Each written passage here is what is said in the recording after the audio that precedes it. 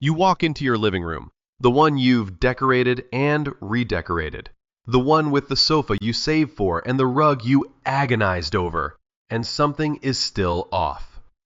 The room feels smaller than its square footage promises, tighter, a little cramped in a way you can't quite name, and you've started to wonder if the problem is simply that the house is too small, that you'd need to knock down a wall or move somewhere with higher ceilings to ever feel the spaciousness you see in the homes you admire. It isn't the house. I want to say that clearly before we go any further, because the belief that you're stuck with a small room is the single most expensive assumption you can make, and it's almost always wrong. The room you have is very likely capable of feeling twice as large as it does right now, and the thing standing between you and that feeling is not your walls. It's where your furniture is sitting. Over the next several minutes, I'm going to walk you through 8 furniture placement mistakes that are quietly shrinking your rooms. And more importantly, I'm going to show you why each one works against you on a level deeper than taste. Because once you understand the mechanism, you'll never arrange a room blindly again. Let me start with the one almost everyone gets wrong. And it's the one that feels the most logical. You pushed your furniture against the walls. Of course you did. It's the instinct everyone has. The sofa flat against the longest wall, the chairs retreated into the corners, the whole perimeter lined like guests waiting to be asked to dance. The reasoning seems airtight. Furniture against the walls leaves the middle of the room open. An open middle means more space. Here's what's actually happening though, and it runs counter to everything that instinct tells you. When every piece of furniture clings to the edges, you create a single large void in the center that the eye reads not as generous openness, but as a kind of awkward emptiness, a hole. The room loses its sense of zones, of purpose, of intimacy, and the perimeter, lined solid with furniture, draws a hard rectangle that traces the exact boundary of your walls, which tells the brain in no uncertain terms precisely how big the room is and no bigger. You've outlined your own limits. Pull the furniture in. Even a few inches off the wall changes the entire reading of the space. When a sofa floats slightly forward, the sliver of space behind it suggests that the room continues past the furniture, that there's more room than the eye can fully account for, and the brain interprets that ambiguity as size. We are deeply primitive about this. Your visual system is constantly estimating how much space surrounds you, a holdover from the days when knowing whether you could flee a predator actually mattered. And it makes that estimate based on cues of depth and layering, not on raw floor area. A room where everything sits on one plane against the walls gives the brain nothing to layer. A room with a little depth, a little overlap, a little breathing space behind the pieces, reads as deeper than it measures. Now here's where it gets interesting, because the second mistake is the cousin of the first and even more common. Your rug is too small, I'd put money on it. The small rug is perhaps the most widespread furniture placement error in homes that are otherwise beautifully decorated, and it sabotages the room in a way most people never trace back to its source. A rug that floats in the center, with all the furniture legs stranded on bare floor around it, does something quietly devastating to the proportions of the space. It creates a small island in a large sea, and the eye reads that island as the true size of your seating area. Everything beyond it becomes leftover space, unclaimed, disconnected. The room fragments into a tiny used zone and a wide unused border, and fragmentation always reads as smaller because the brain measures the cohesive whole, not the total footprint. The fix costs you nothing but the courage to go bigger than feels reasonable. Your rug should be large enough that at least the front legs of every major seating piece rest on it, ideally all the legs. When the rug stretches under and connects the furniture, it pulls every piece into a single unified zone. And that zone expands to fill far more of the floor than a too small rug ever could. The eye reads one large grounded area instead of a scattering of disconnected objects, and a unified room always feels larger than a fragmented one. This is one of the most reliable interior design principles there is, and it's the kind of thing that separates a room that feels expensive from one that feels accidental, even when the furniture itself is identical. Think about it this way. Every choice you make in a room is either telling the eye to gather or telling it to scatter. Gathering reads as intentional, calm, and spacious. Scattering reads as cluttered, restless, and small. Almost every furniture placement mistake I'm going to name is, at its root, a choice that scatters when it should gather. Hold on to that because it's the thread that ties all 8 of these together, and it's the lens that will let you diagnose any room you ever walk into for the rest of your life. The third mistake is about height, and it's one that operates almost entirely below conscious awareness. Look at your room and notice how tall everything is.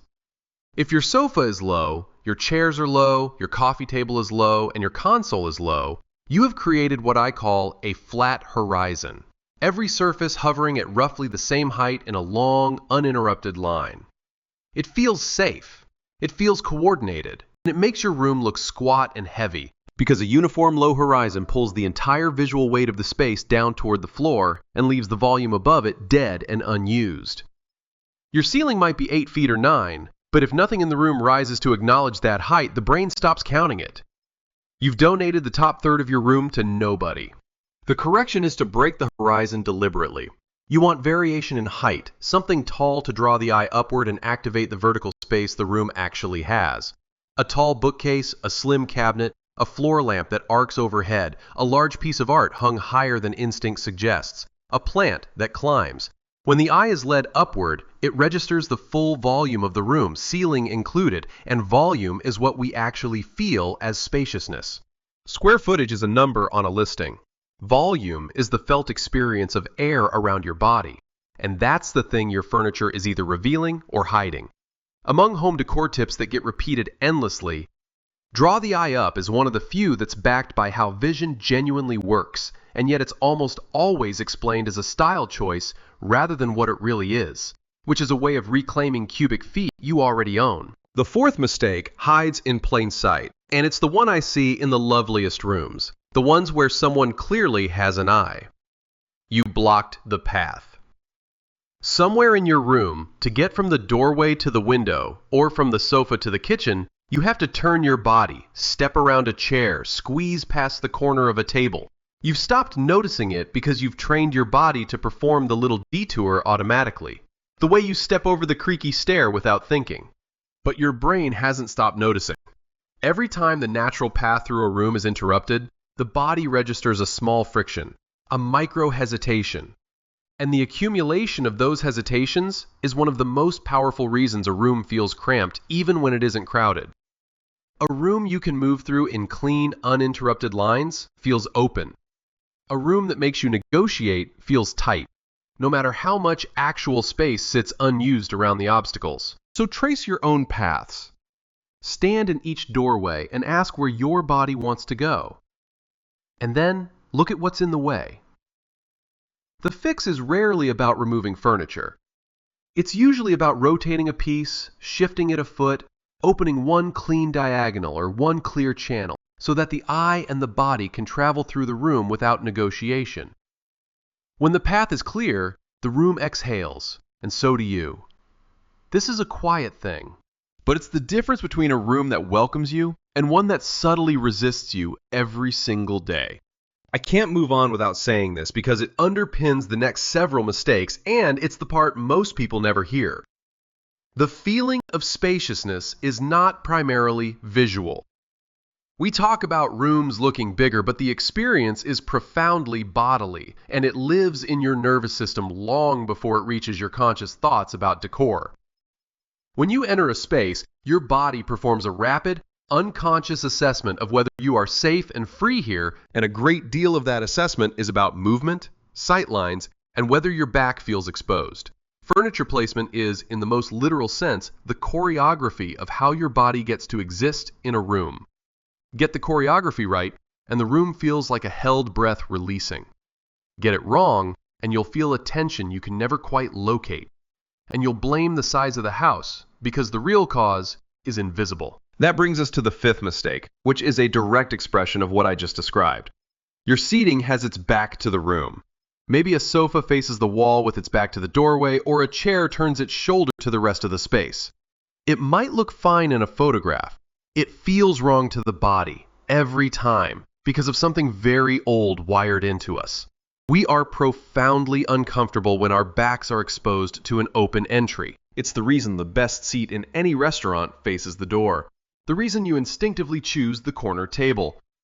When your primary seating leaves your back vulnerable to the room's entrance, your nervous system stays faintly on guard, and a room you can't fully relax in will always feel less yours, less generous, smaller in the way that matters most, which is the way you feel inside it.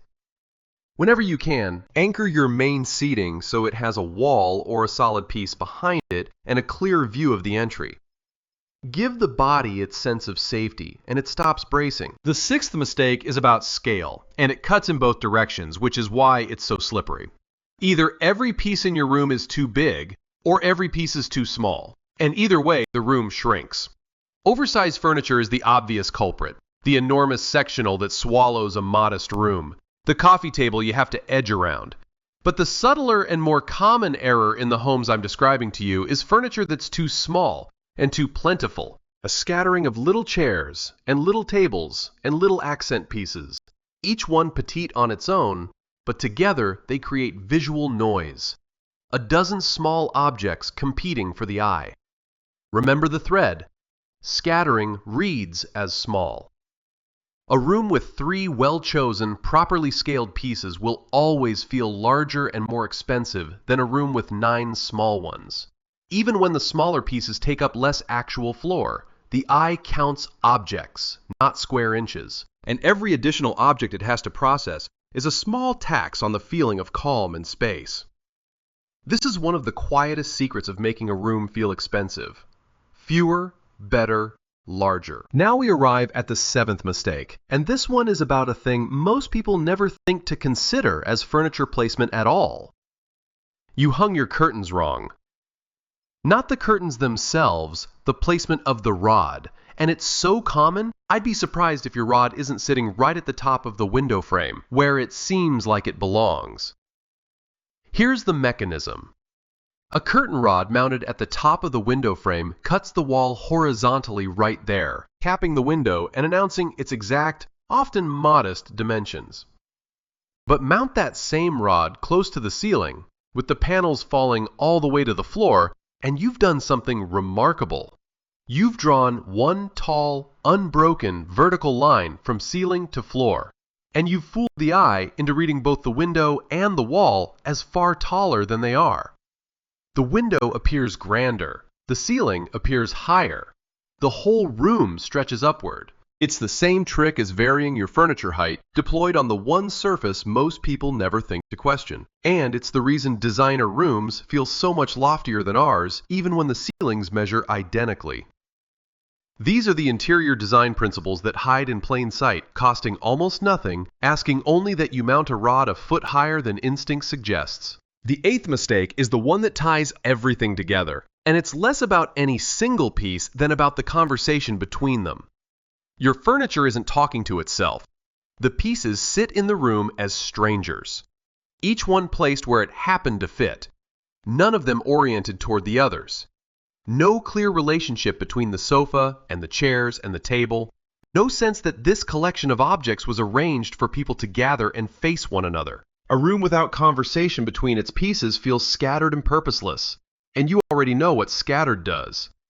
But when you turn the pieces toward one another, when you create a clear conversational grouping, 2 chairs angled toward a sofa across a shared table, everything snaps into a single, legible relationship. And that legibility reads as intention, and intention reads as calm, and calm reads as space. The room finally makes sense, and a room that makes sense feels larger than one that doesn't, because the brain isn't burning quiet effort trying to understand what it's looking at. So let me gather these 8 before I leave you with the one idea I want you to carry out of here. The furniture pushed against the walls, outlining your limits. The rug too small, fragmenting the floor. The flat horizon, abandoning your ceiling. The blocked path, taxing your body with friction. The exposed back, keeping your nervous system on guard. The wrong scale, scattering the eye. The low curtain rod, capping your walls. And the furniture that doesn't converse, leaving the room without sense. Notice that not one of these required you to buy a bigger house, knock down a wall, or even, in most cases, purchase anything at all. Almost every one of them is corrected by moving what you already own, by understanding why it sits where it sits and choosing differently. The most common furniture placement mistakes are, almost without exception, free to fix. And here's the reframe I promised you, the thing I most want to stay with you after the screen goes dark. You've been treating your room as a container, a fixed box of a certain size that holds your furniture, and you've believed that the box determines the feeling.